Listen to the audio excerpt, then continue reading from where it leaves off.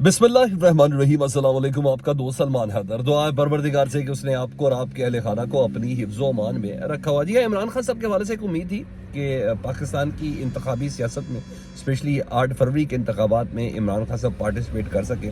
कल उनके वकला जी हाँ और जो चेयरमैन है उन्होंने भी ये कहा था बैरिस्टर गौहर ने कि इमरान खान साहब के कागजात नामजदगी जमा कराए जाएंगे और इस सिलसिले में हमने बाकायदा इजाज़त भी ले ली है।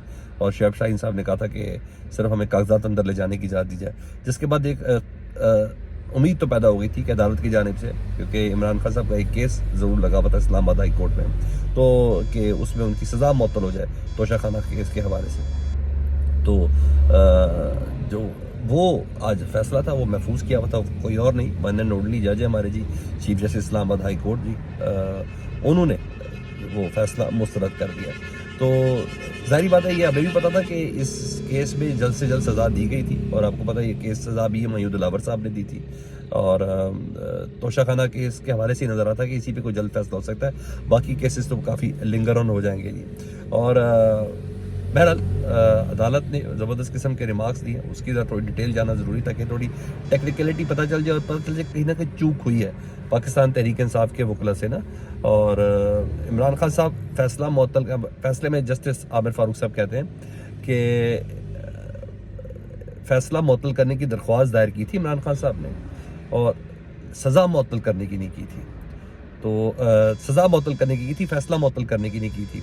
और इस्लामाबाद हाई कोर्ट ने ये जो फैसला सुनाया, इस पर उन्होंने कहा कि हम आपकी दरख्वास्त को मुस्तरद करते हैं, दरख्वास्त को खारिज करते हैं, और उन्होंने कहा कानून में है ही नहीं कि सज़ा मुअत्तल तो हो सकती है, और उस कानून में ये नहीं जिस दरख्वास्त आपने सज़ा मुअत्तल की हो उसमें फ़ैसला भी मुअत्तल हो जाए। उन्होंने कहा ये मुमकिन नहीं है। इस सिलसिले में मैंने सुप्रीम कोर्ट का हवाला दिया कि सुप्रीम कोर्ट कह चुकी है कि सज़ा मुअत्तल हो सकती है, फ़ैसला मुअत्तल नहीं हो सकता।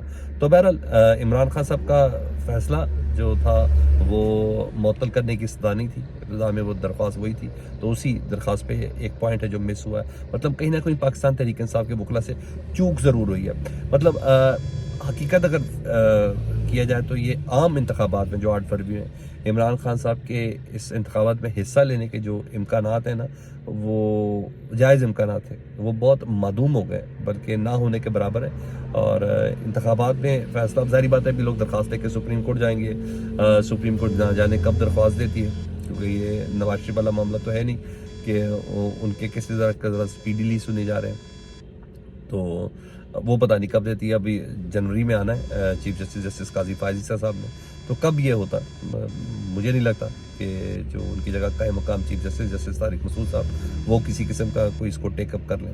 लेकिन बहरहाल पाकिस्तान तहरीक साहब अपनी हुज्जत तो तमाम करेगी, और अब वो थोड़ा वक्त लगेगा ज़िमनी इंतखाबात में हो जाए, लेकिन बहरहाल आम इंतखाबात में इमरान खान साहब हकीकत में जो बड़ा खिलाड़ी है इंतखाबात के अमल से, वो इस दौर से बाहर हो गया है।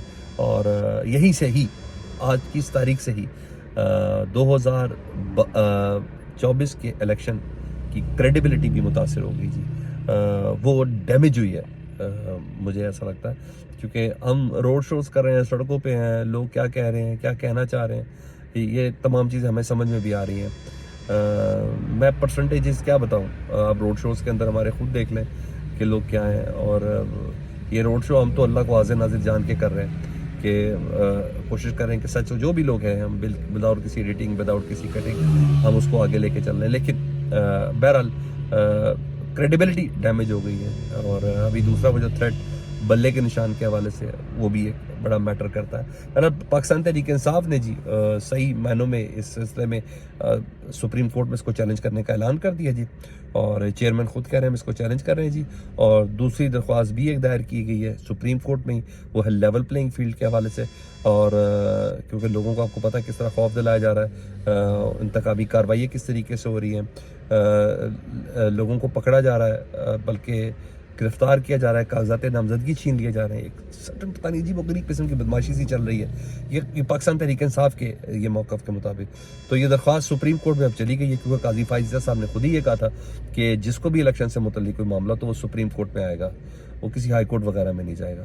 تو قاضی فائز عیسیٰ صاحب کے حکم کے عین مطابق جی اب پاکستان تحریک انصاف سپریم کورٹ چلی گئی ہے. اب دیکھتے ہیں وہ اس پہ کیا کرتے ہیں. قاضی فائز عیسیٰ صاحب نے خود ہی کہا تھا کہ آپ میرے پاس آئیں.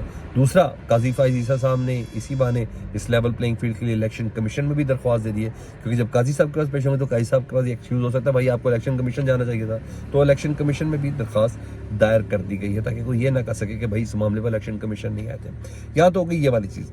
ایک عدالت ہے صرف اس پاکستان میں آج کل کے حالات میں جو پاکستان تحریک انصاف کے حوالے سے کوئی ٹھنڈی ہوا دیتی ہے.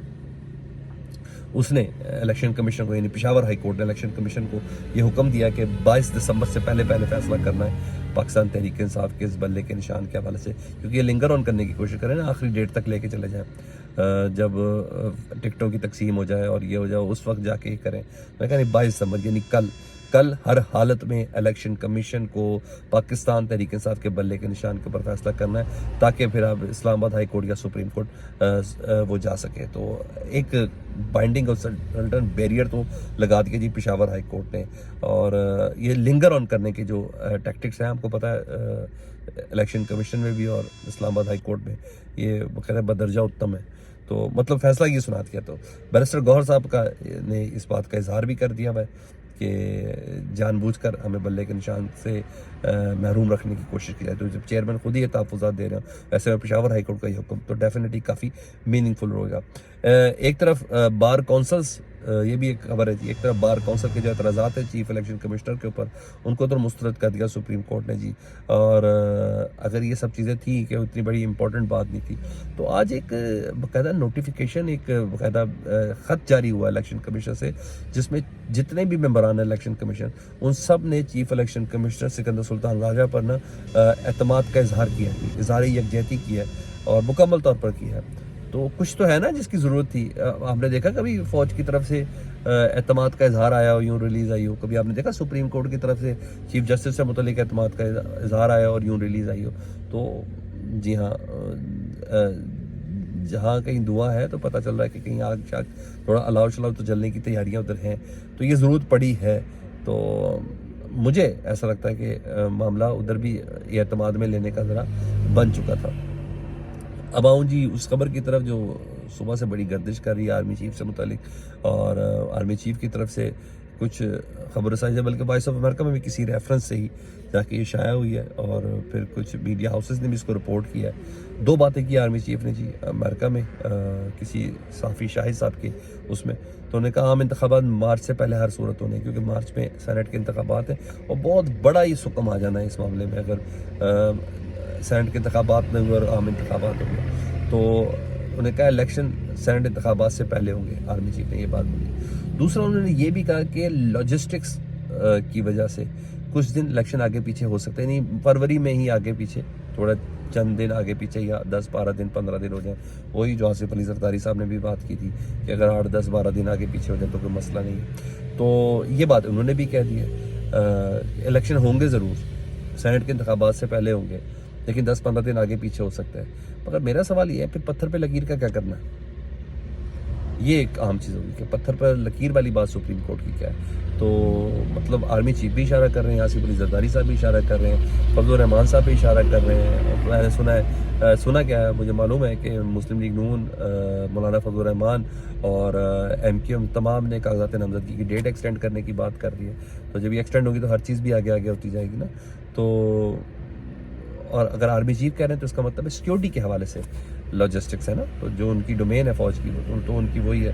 دیکھیں کیا کرتے ہیں. شاید نگران حکومت, شاید نہیں یقین ہے, ایوان اقتدار سے یہ بھی خبریں ہیں نگران حکومت کے اندر بھی ابھی وہ گنجائش باقی ہے کہ وہ چاہ رہے ہیں کہ تھوڑا سا ہم تیاری مزید کر لیں. آپ کو کیا لگتا ہے؟ کمنٹ سیکشن میں مجھے ضرور بتائیے گا. چینل دیکھ رہے ہو چینل سبسکرائب کر دیں. اللہم صلی علی محمد و آل محمد.